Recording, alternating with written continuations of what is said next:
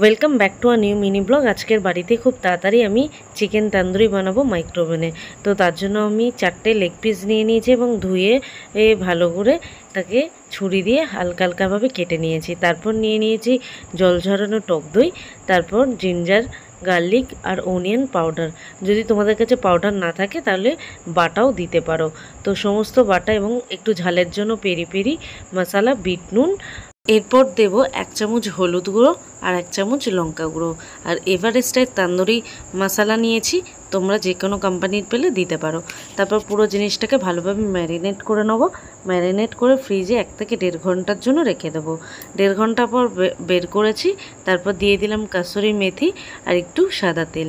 দেওয়ার পর এটাকে ভালোভাবে ম্যারিনেট করে নেবো। ম্যারিনেট করে একটু ঢাকা দিয়ে রাখবো।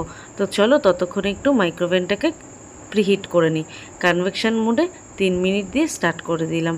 কনভেকশন মোডে ততক্ষণ চলুক, প্রিহিট হোক। আমরা একটা প্যানে এরকম সাদা তেল দিয়ে গ্রিস করে নেবো। হাত দিয়েই গ্রিস করে নিচ্ছি। এক একে চিকেনগুলো এরকমভাবে সাজিয়ে দেবো। ভিডিও যদি তোমাদের ভালো লেগে থাকে অবশ্যই লাইক, কমেন্ট, শেয়ার করে জানিও। আর প্লিজ চ্যানেলটা সাবস্ক্রাইব করে দিও। এখানে প্রিহিট হয়ে গেছে মাইক্রোওভেন। পুরো ট্রেটা দিয়ে দিচ্ছি আমার প্যানাসোনিকের কনভেকশন মডেল। তো এখানে একটা কম্বিনেশন বলে অপশান থাকে, সেটা -1-এ রাখলে সব থেকে হাইতে দেখা যায়।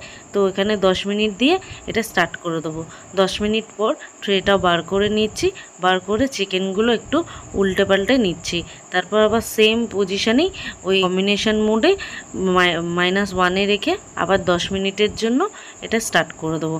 তারপর গ্রিল বলে একটা অপশান আছে, গ্রিলিং অপশানটা রেখে 20 মিনিটের জন্য রেখে এটাকে স্টার্ট করে দেবো। তো হয়ে গেল এখানে গ্রিল। তো এই আমাদের আজকে চিকেন তান্দুরি রেডি হয়ে গেছে। তোমরাও বাড়িতে এইভাবে বানিও এবং কেমন লাগলো অবশ্যই আমাকে কমেন্ট করে জানিও। তো চলো আজকের মতো